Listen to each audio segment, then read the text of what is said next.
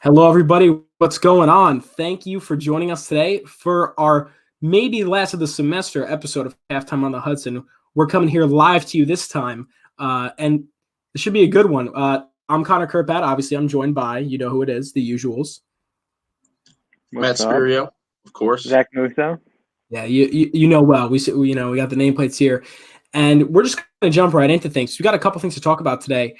First one being, I think, something that's been pretty prevalent and surprising that's been happening in the world of sports, specifically baseball. These no-hitters, man. Now, usually no-hitters are something that comes pretty rarely, but now we got no-hitters coming. How many in this month we got so far? About 6, I think, right? Kluber made 6, yeah. I think, the other day. I think it's only the 6th or 8th time in MLB history that there's been a no-hitter back-to-back, which is pretty crazy. So, and shout out to Klub, my boy. Like that was some good stuff about the Klub out yesterday. Guy showed no emotion until he threw that final pitch and got the closeout. He actually smiled. I've never seen him smile until then. But guys, tell me first of all, if one of you want to weigh in on the Kluber the Kluber no hitter, feel free. Or if one of you want to try to help me make sense of this, because this is some crazy stuff happening. Why are we seeing all these no hitters? Yeah, I think, first of all, that was the first Yankees no-hitter since the 90s. I think I'm correct in that. This is 1999, last time a Yankees pitcher threw a no-hitter. So that was pretty exciting, especially a guy like Corey Kluber. We've seen him do it, at all levels. Come to New York. That's nice to see. But, no, definitely they obviously they have de-juiced the baseballs, which I don't think necessarily is accounting for the pitcher's advantage that people think. People are like, oh, we need to move the mound back. We need to do this. I don't think that's the case.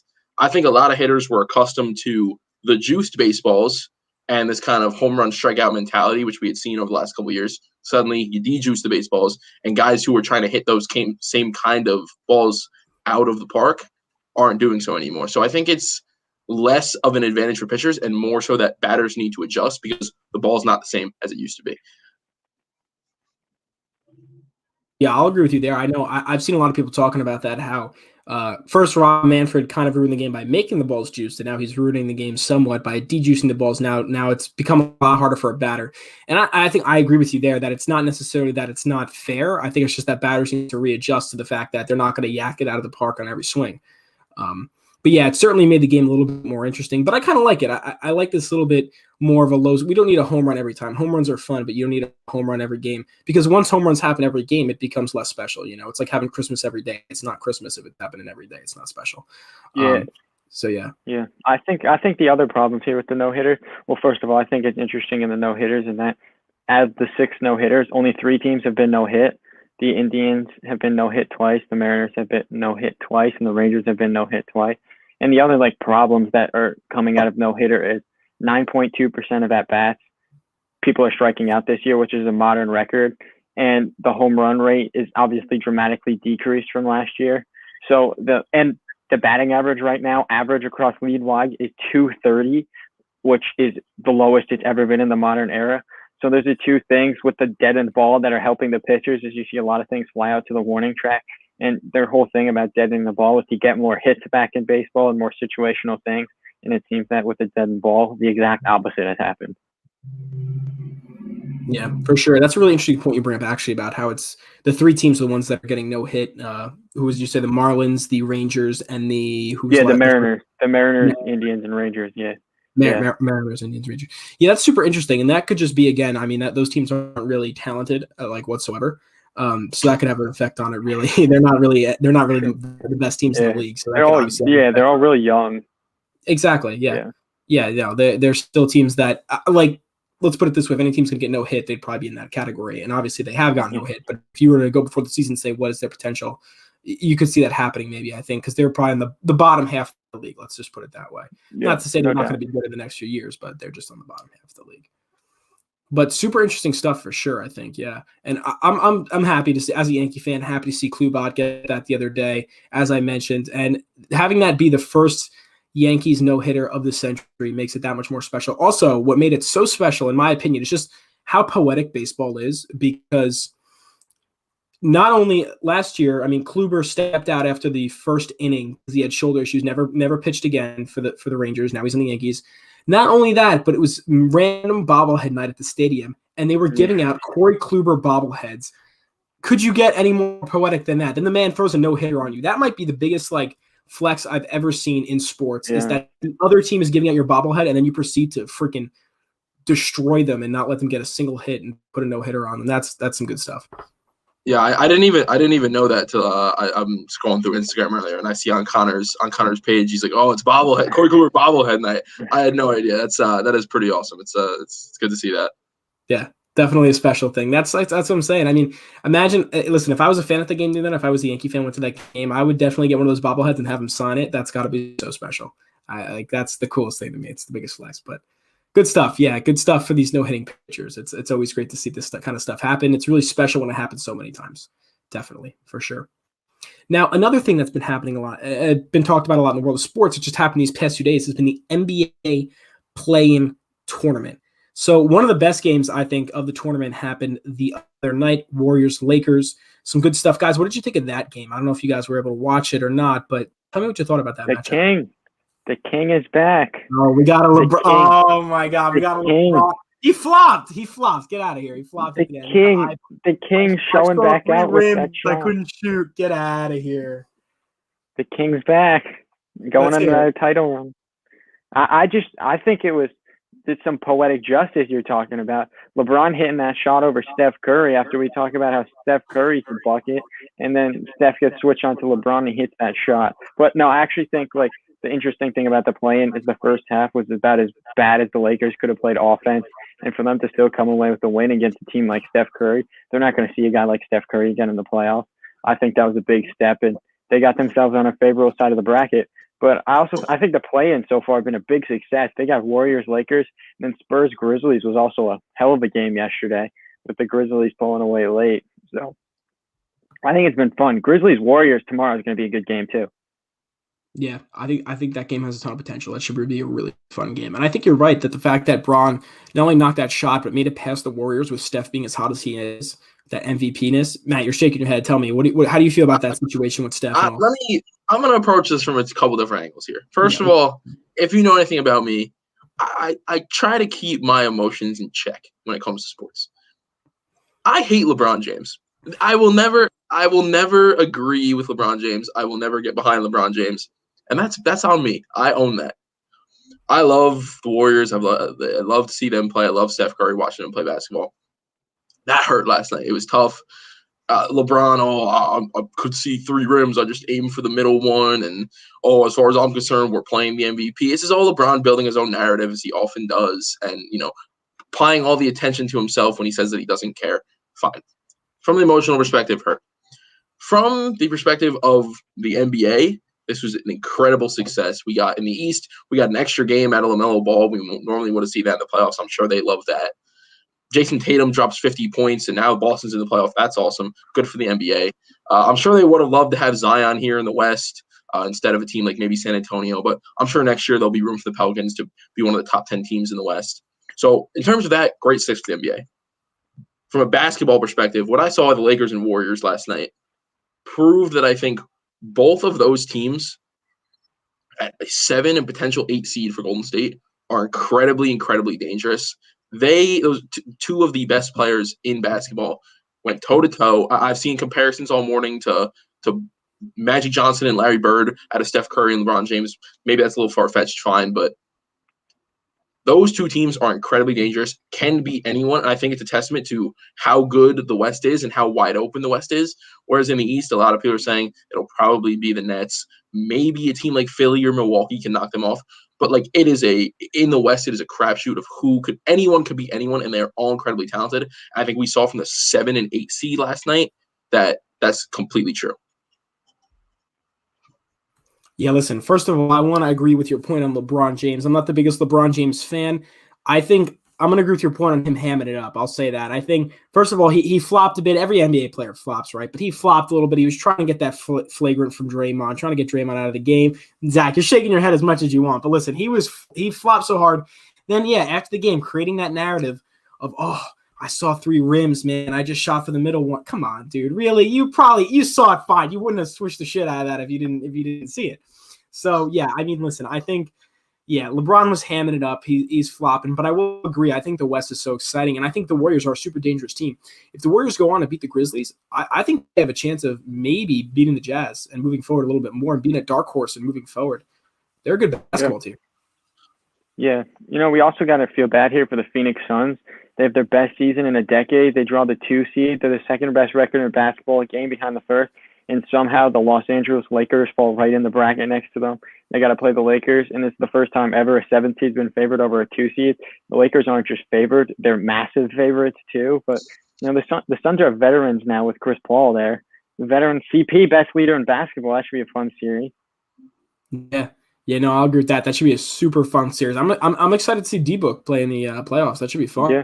He's always electric, and him and CP have been like pretty solid altogether this season. They've been a great squad. So the only thing that worries me, I think, just the Lakers are just so big and such a physical basketball team that I feel like very few teams in the NBA that could stop them and match that size and that dominance that the Lakers have. That's what makes them so good. That just power that they can put down onto the rim.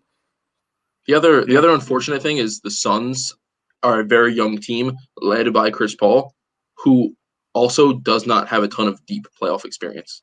It's true. He never been in NBA Finals and been in one Western Conference Finals when he was with Houston.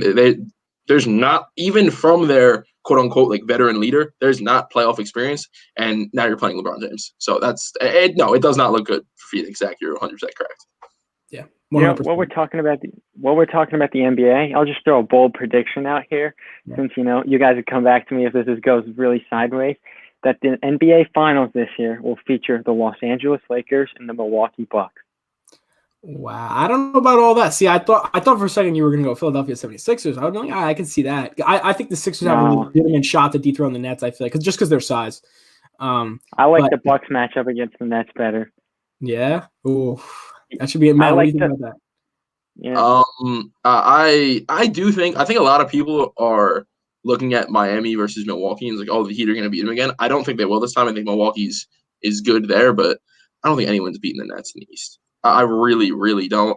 I could see the Lakers coming out of the West, but I mean, I don't know if they're the same. I don't know if they're the same team. I don't know if they're the same team they used to be, and there's so many good teams in the West. It just seems unlikely for them to come out. I think if Jamal Murray was healthy, I'd pick the Nuggets 100%. But man, it's tough. I think the Clippers have a decent chance as well. I think a lot of people have kind of forgotten about them, and I think they're going to start playing their best basketball pretty soon. Yeah, and Zach, sorry, I cut you off before. You were going to say something earlier? Oh, yeah, I was just going to say I like the Bucks matchup against the Sixers better because I like what the Bucks did in the offseason getting Drew Holiday, who's one of the best two-way guards in basketball. Yeah. And now they don't have a big three, the caliber of the Brooklyn Nets, but they have a big three that can match up now with Giannis on Durant and Middleton on Harden and Holiday on Irving. And then the Bucks are a lot deeper than they were last year. It's a completely different team than they were last year. I think they're much more equipped. And I like the Sixers and all, but with like Embiid's health, and they're not the most prolific scoring offense right now. I don't think they could keep up with the Nets even if they slow them down. But I think the Bucks have the best chance of anyone to beat the Nets in the East. Yeah, see, that's another thing to bring up, just depth and the team's bench. I feel like that's something that the Nets kind of don't have. Like, I mean, the Lakers have a really great bench. We've seen that throughout the season. And again, I think the Bucks do have a pretty solid bench themselves. But I feel like the Nets, outside of those big three or that big starting group that they have, that really good group, I don't really think they're that deep. But I want to know what you guys think about that. You think the Nets have enough depth to kind of make a deep enough push? Because I feel like that's such an important part about getting to the NBA playoffs. I think it is to a certain extent an important part, but at the same time, like when you have Kevin Durant and then he can give you 14 good minutes here and then take him off the floor and James Harden and Kyrie Irving are still in the game. Depth at a certain point doesn't matter when you have guys who can constantly handle the ball and create shots for themselves. I think a big problem with Golden State and why their dynasty kind of came to an end after Durant got hurt was Curry's the only guy who can make his own shot by himself. Yes, they have a lot of good players, but when that Toronto team beat them, it was because guys like Van Vliet were coming off the bench and making their own shot. As long as you have guys who can handle the basketball and consistently keep the offense in rhythm when your best players are off the floor, I think the Nets will be fine. Yeah, I think the Nets' only problem is their lack of a true center. Because the Lakers are huge, the Bucks are huge, the Sixers are huge, the three teams, even the Clippers have big men too, not to the same extent, but I think their lack of like a true center will hurt them mostly. But when you have three superstars like that, it usually makes up for weaknesses elsewhere. And they have fine depth. They have Joe Harris and Landry Shamet come off the bench too, who can both snipe some threes and stuff. I think their depth's fine. I think their only weakness is their size, well, their defense and their size. I think those are their only two weaknesses. If they fall because their defense and their size. Yeah, I'm gonna agree with you there. I think that if they have to go up against a team like the Lakers or maybe the Sixers or the Bucks at some point once we get down to it, I think they're gonna have some problems when it comes to getting big and guarding people when it comes close to the net, because I feel like that's definitely a thing that the team lacks is size. And I mean, if defense already isn't great, and then you take that size away, you can't stop anything that goes down low when somebody's pushing in, getting physical. Players like LeBron James, Anthony Davis, Giannis, Joel Embiid, Ben Simmons, physical basketball players like to get in deep and get big, and I feel like that's something that they don't really have enough manpower to kind of stop. So that should be interesting to see how they kind of either do their best to stop that or try to work around that, whether it be outscoring or try to keep people out of the paint. It should be interesting to see. I'm pretty excited though. I think there's going to be a lot of good matchups. I think another matchup I kind of want to bring up too is, Matt, you mentioned it before, is the Clippers, and I wonder what you guys think, because they're playing the Washington Wizards, I believe, right? Am I right on that? No, the Mavericks. Mavericks. Gotcha. Yeah. Maybe. So yeah, I think that could be like a pretty interesting matchup. I wonder what you guys think of that matchup. You want to go ahead? You go first. Yeah, no, I'll go ahead. I think that the Clippers are, I think after the way that they lost last year in just horrifying fashion, I don't remember exactly how much they were up with however much time, but I think that the Clippers are definitely coming back with a little bit more of a vengeance, and the Mavs are, Luka is obviously a great player, but the Clippers, this team was assembled for a run like this, and it took a little bit of retooling last year, but Kawhi Leonard is still Kawhi Leonard. Paul George, playoff P, whatever he is still obviously a very good player.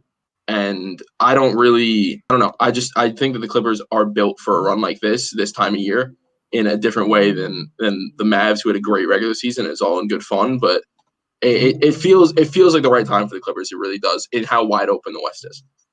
Yeah, in terms of their first round matchup against the Mavericks, I think the Mavericks are like the weakest team in the Western Conference playoffs, like just because it's Luka and whatever Porzingis is now, and just the depth's not as strong. So I think the Clippers are coasting the first round. I think I'm by no means sold on the Clippers, especially as a Laker dude. I am no means sold on the Clippers, and I also really like the Utah Jazz. I think just because Donovan Mitchell, he's fully healthy now and he'll be back for the playoffs. I think people are really sleeping on the Jazz, which is weird because they have the best record in basketball. But the way that they shoot the three, one of the all-time high clips of three-point shooting this season, and they're top 5 in both offense and defensive efficiency. And they have Rudy Gobert, who's a rim protector and always in top 1 or 2 defensive player of the year. He could win it again this year with Mitchell, and then guys like Bogdanovich, Ingles, who can sharpshoot, and then you have guys like Mike Conley, who is an all-star, and Jordan Clarkson off the bench. I think the Jazz are deep, and the Clippers running into them in the second round could be a problem for the Clippers. Yeah. Let's also be careful calling Mike Conley an all-star. Let's use that. Let's not be too loose with the term here. Yeah, I did want to bring up the Clippers just for the fact that I feel like everything we heard last year with the Clippers hype, I feel like people thought, the Clippers were going to be the team that challenged the Lakers. They were going to challenge LeBron. And then they lost in the fashion that they did last year's playoffs. And I feel like this year, a little bit, they weren't necessarily put on the back burner, but I feel like they certainly didn't get the amount of hype that they did. I feel like a lot of people doubted them. And what my question was going to be was that you guys kind of think that they could be a dark horse to make a deep push. Now I know they're ranked 4th, right? So they're not a bad team by any means, but I think that they're not getting as much love as a team like the Sixers, the Nets, the Lakers. Do you think that this is the type of team that can kind of make a push or no? I think they could make a push, but I think their problem is just the West, just loaded. I think running into, they're gonna have to go through the Mavs, Jazz, and Lakers to get out. And I don't know. I just don't see them getting through that kind of a gauntlet like that. I do want to say, as much as I hated the narrative that people like Skip Bayless talking about how it's Rondo's Clippers, it's kind of helpful. They're much deeper than they were last year. with the additions of Rondo. Boogie Cousins kind of looks good again, playing for the Clippers down low. I think they're much deeper than they were last year, and they're more of a threat. And I don't think anybody will lose games like they did last year when they lost a double-digit lead in the second half 3 times in a row. So I think they're fully capable of it. I just have no faith in Paul George and the surrounding cast to get it done. Yeah, I think it does come down to Paul George. I think that they are much deeper. Everyone comes off the bench and shoots threes. I believe they're first in the league in 3-point percentage. Yeah. We know Kawhi, what he can do this time of year. The bench has a lot of quality guys. It really all rests on Paul George. And obviously I know Zach's saying they have to run through whatever gauntlet. Someone has to come out of the West. So that's the thing. It's very obviously hard to look at all these matchups and say, oh, they're going to beat them. Somebody has to come out of the West. And I think when you look at the Clippers, and I agree that I think the Mavs are probably the weakest team in the Western field, that Clippers have a decent chance to beat them, potentially probably play Utah after that. I think that's not an unfavorable matchup for them. Utah's obviously a very good team, but I think I'd rather see Utah than the Lakers, or I'd rather see – or maybe I'd rather see a team like Portland, but you're going to have to beat multiple very good teams. And maybe avoiding Denver, avoiding Phoenix, avoiding the Lakers, you take your chance against Utah. And the Clippers are an experienced team, and Utah only has a certain amount of playoff experience. And whereas Paul George and Kawhi Leonard just have a little bit more, and I think could potentially knock them off and make a serious run this year. Yeah, definitely. Yeah, I can see that. Well, I think it's going to be an exciting NBA playoffs, as it always is. I mean, the NBA playoffs are always amazing. I don't always watch the full regular season, but there's a few things that are better than the NBA playoffs. It's always before we go on, I just have to talk about New York's true team, the New York Knicks. The New York Knicks. How could we forget? How could we forget the New York Knicks? The 4 seed in the East, I would just like to say, as a guy who has a true liking and appreciation of the Knicks, they could not have had a more favorable first-round draw in the Atlanta Hawks. Both teams deserve credit. Either the Atlanta Hawks or the New York Knicks will be in the second round of the playoff, which just imagine saying that when the season started, one of those teams will be in the second round. I think it's a favorable matchup for the Knicks. They beat them 3 times, and Julius Randle had averaged 37 and 12 in those games. I think the Knicks, just credit to them. Regardless of what happens, it was a success for either team in this series. And just the fact that the Knicks are favored to be seen in the second round is just tremendous. Yeah, it's a beautiful thing. Knicks fans have been suffering for way too long. I'm so happy for a lot of my friends who are Knicks fans that they're actually get to have some joy for once. My one friend is a Jets fan and a Knicks fan, and a Mets fan, so he needed something, and thank God the Knicks. Right. I know it's a rough combination, but so happy for the Knicks to see them make it. Julius Randle absolutely cooks. LeBron James, never heard of him. Michael Jordan, never heard of him. I've heard of Julius Randle. Never heard of those other 2 scrubs, but Julius Randle, I sure have heard of. That guy's going off this year. I love it.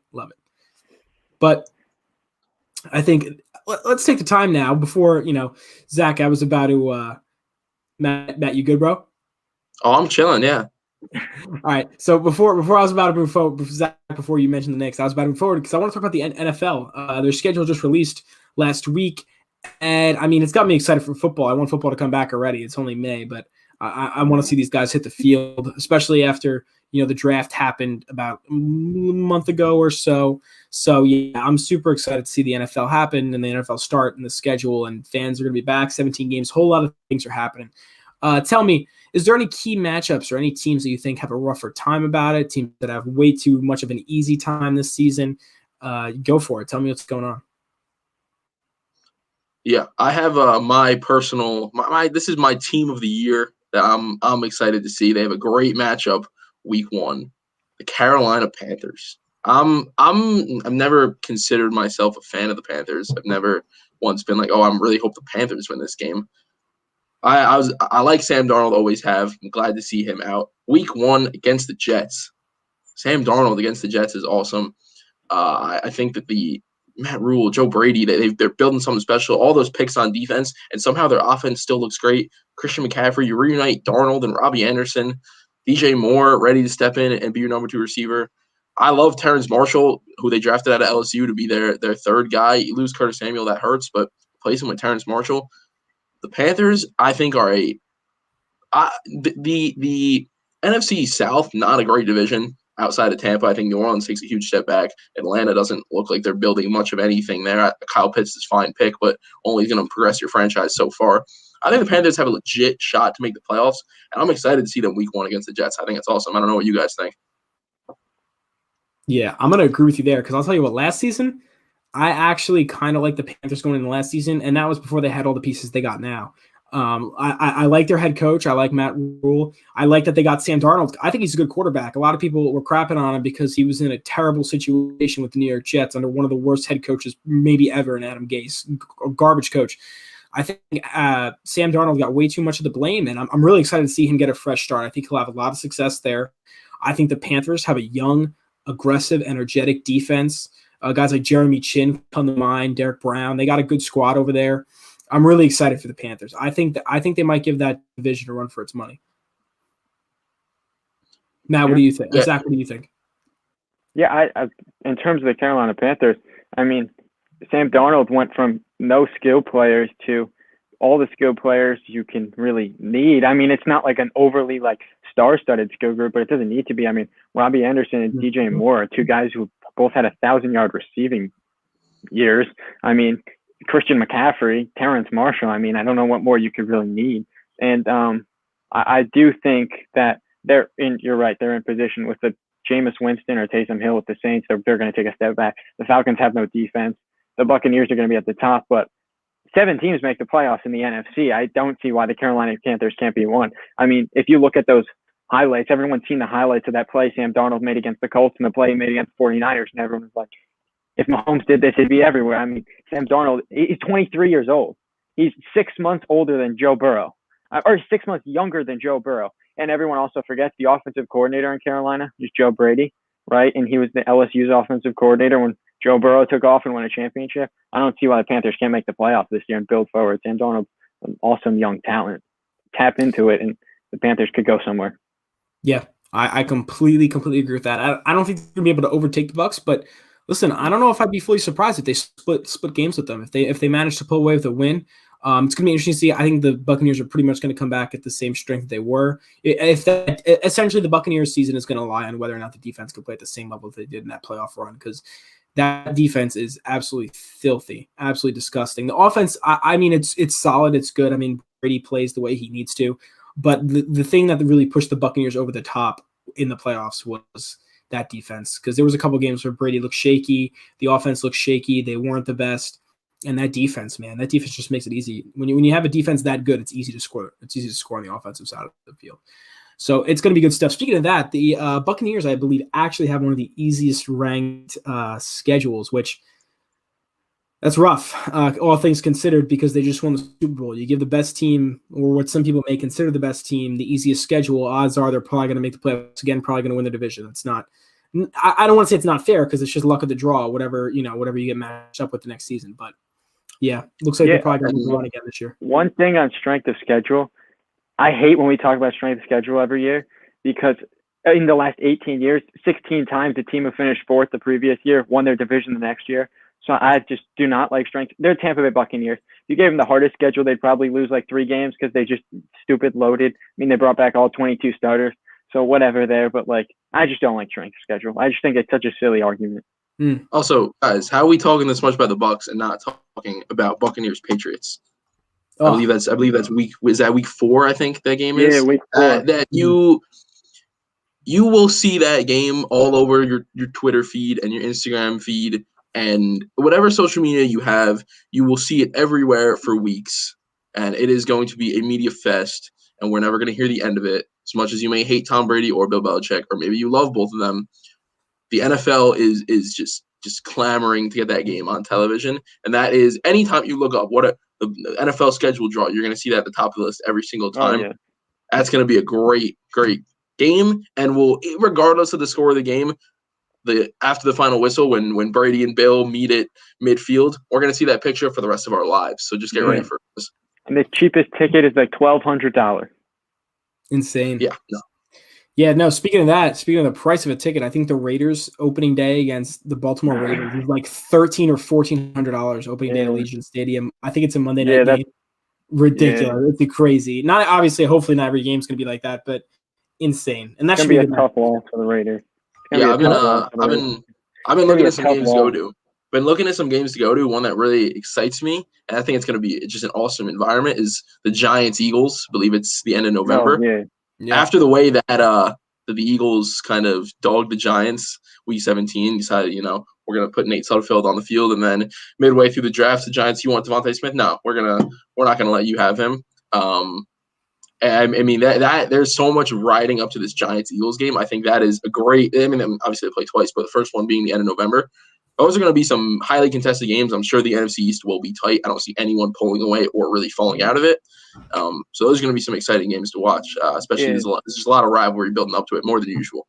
As a Giants fan, I try not to be too much of a homer here, but for the first time ever I can remember, the schedule is favorable in the beginning of the season. It's always the worst schedule, 7 of the last 8 years, an 0-2 start. But this year, Broncos, Washington, and Falcons to start the season is a favorable chance for the Giants to start 2-1, 3-0, something positive. And the Giants-Eagles games will be awesome. I don't know how either one were not in prime time. I don't know how the Giants got the Buccaneers and Chiefs on the road on Mondays in prime time. Like, why? I don't know why anyone wants to see that. Like, you gave us the two hardest teams in prime time, like, so everyone can just make fun of the Giants. Whatever, it's fine. But, there's so much. The Eagles-Giants games will be fun. There's so much on it. I wasn't too mad about the Devontae Smith thing because we traded back, got the extra first-round pick and a receiver in Kadarius Toney still. Yeah. But the thing last year, just beat the hell out of the Eagles this year.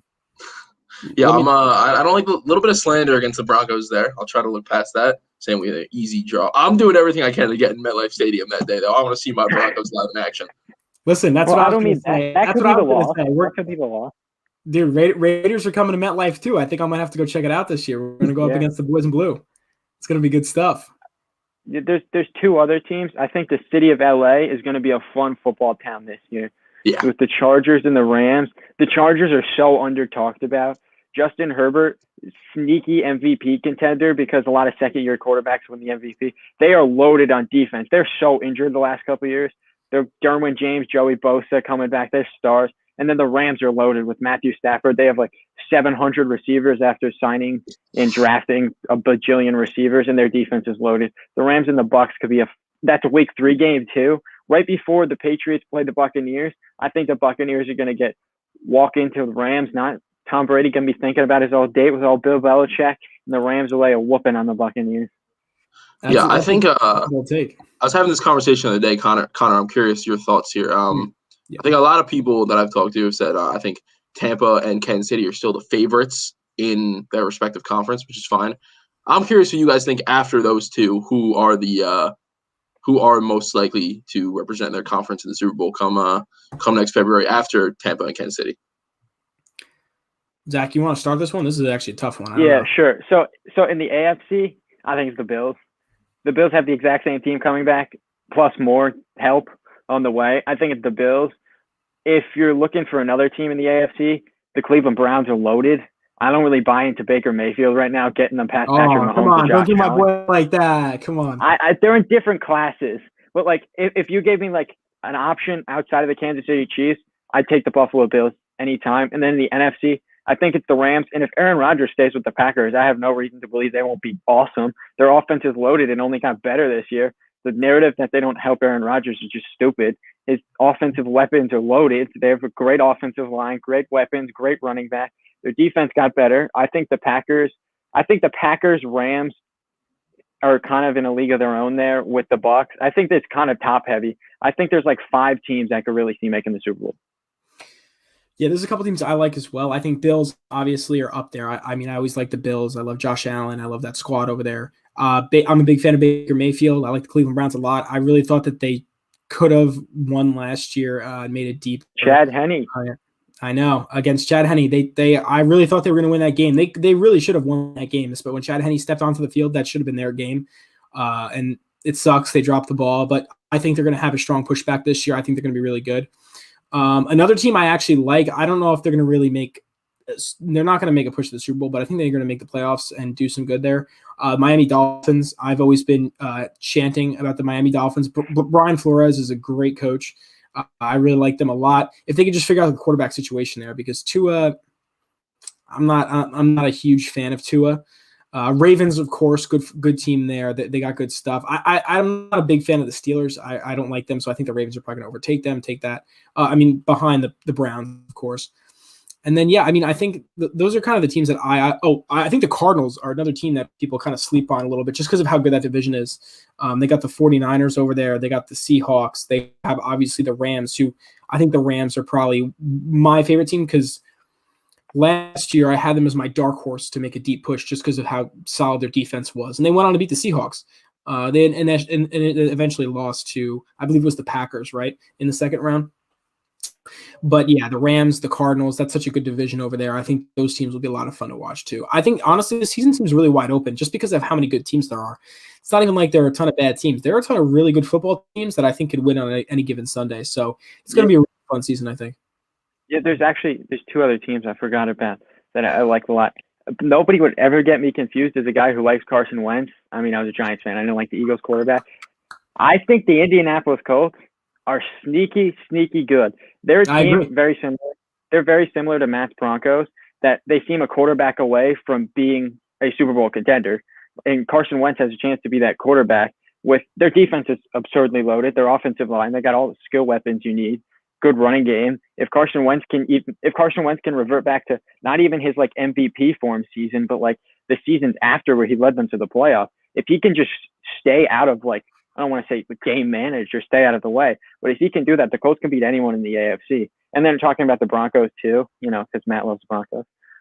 I think if they get solid quarterback play, I would be comfortable saying the Broncos might have the best defense in football.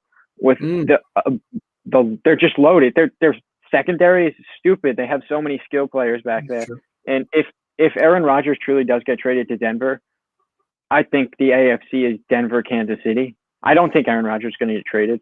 I just don't. But if he does, I think Denver and Indianapolis are two like scary teams in the AFC coming out. I wouldn't want to face either of those teams with their defenses. Yeah, I think recently, because of Patrick Mahomes, a lot of people have kind of forgotten the formula of defenses also leading Super Bowl runs. Yep. We did see Denver do it not too long ago. And I think that Denver they didn't take quarterback first round upset a lot of people. Taking a different approach and going on the defensive side the way they are, the way that Carolina did. That's why I like Carolina so much this year. Took all defensive players to draft this year. Took J.C. Horn in the first round this year. I think a lot of people have forgotten about building it through the defense, which is why I think you guys both pretty much touched on it. Didn't fully make a commitment, but I think the Rams have the best shot. Yeah. With that defense. Obviously, Stafford is amazing, and I've always been a fan of Matt Stafford. But it's that defense. You have two of probably the best 5 defenders in football, maybe 2 of the best 3 defenders in football on the same defense. They are uberly talented on that side of the ball, and I think that they're not being overlooked, but I think they should be considered, after Kansas City and Tampa, the third most likely team to make Super Bowl. Matt, I have a question for you. Teddy Bridgewater or Drew Lock? I want Drew Lock to get his chance. I saw a stat the other day in I got a notification from some random guy on Twitter, as I often do, because I don't really use Twitter. But it was Josh Allen in his final year of college, 44 touchdowns. Drew Lock, his final year of college, 44 touchdowns. And then it was a comparison of Josh Allen's first 2 years, Drew Lock's first 2 years, and then Josh Allen's third year, which is where he really broke out. Why can't Drew Lock have that same rise? So I want Drew Lock to start week 1. Teddy can wait in the wings, but I want Drew Lock to start in there week 1 at MetLife Stadium. I want to be there, and I want to see it. Yeah, I want Drew Lock to start against the Raiders, too, so we could pick him off 5 more times in each game. Yeah, I want to see him week 1. I want to see him every week he plays the Raiders. Let him start. I love it. Yeah, I want to see him. Yeah, Matt, I love the confidence. You should go coach the Broncos, actually. Then that might help us. No, Fangio's got it, man. I'll take Elway's job, but Fangio's got us. I'm not worried. You have faith in Vic Fangio? I don't know about that. I don't know if I like Vic Fangio. I don't know. He's all right. Big trust. Yeah, big trust. It sounds like we'll have some fun stuff to talk about next semester. We got my Giants versus your Broncos versus your Raiders, and you guys play each other twice. We'll have some fun matchups in here. We all play each other. I'm excited to. I'm excited for football season. You guys got me excited now. It's gonna be great in the fall. That schedule release comes out so early. It's like, wait, I'm looking at this on May 12th. We're talking about the Cowboys and Bucks opening up on September 9th. Really, we got 4 months to talk about this. I know. I'm already imagining just sitting down with a nice thing of wings and just watching some football. I can't wait. Having Red Zone on or something. Oh my God, it's my dream. I love it. Can't wait for the first Sunday to kick off. It's going to be good stuff. Good stuff. Can't wait. Well, definitely. With that being said, I'm going to start our final send-off here. Go ahead, take it away. Personally, I've, the dorm discussion here, me and my little box, has been a great addition. We got the studio a few times, but I've enjoyed doing these things with you guys. And I'm not even going to speak to the fans for a second. I'm going to just speak to you guys real quick. I've had a lot of fun this semester, and I hope you guys have as well. It's been a joy to just get to come here once a week, talk about sports, what I love doing. As for the fans, anyone who does watch these, really appreciate it. And we have a blast and can't wait to actually get back in the studio on a more regular basis. It seems like things, I don't know if you guys get the feel I have the last 10 days, that we are exponentially heading towards normalcy, and it feels good. And I'm very excited. I hope you guys are as well. Yeah, no doubt. Also, it's nice to step right in as a freshman here, and hopefully I got 3 more years or 2 more years talking about this. And it was nice to establish to everyone that I love LeBron, I love the Knicks, I love the Mets, Danny Dimes, and I try to not be a total homer, but it's nice talk about my teams, talk about other people's teams, and just give some fun opinions and have some fun discussion. Yeah, for sure. Listen, it's been a great experience for me too. You guys have both done fantastic this semester. I know it's been a challenging semester for everybody. Last semester as well, to actually put on these shows. I think having this show, this live show, and our dorm discussion ones have been great additions, so we could talk about this more than just once every 2 weeks. We could do it a lot more now. It's a lot more fun. This is much more laid back, more fun, more discussion based, and I love it. So guys, thank you for being on here almost every week, pretty much. It's been a great semester. We've done some good things. I'm really proud of what we've done. And everyone who's watching at home, all of our fans, thank you so much for sticking with us and working with us as we've tried to push through the semester, push through the pandemic, and still provide you with content. It's been an amazing experience for me. I've loved every minute of it. I'm excited to do it again next year. We're going to have even better shows. We're going to experiment with some more content. We're going to keep giving you the stuff you like, because it's stuff we like to give you. It's stuff we love. So it's been a great experience to be one of the producers here for MCTV Halftime on the Hudson. And we'll see you again. Hopefully we'll see you again soon. I can't wait for it. Everybody, we'll see you soon. Bye. Be good, y'all. Be good.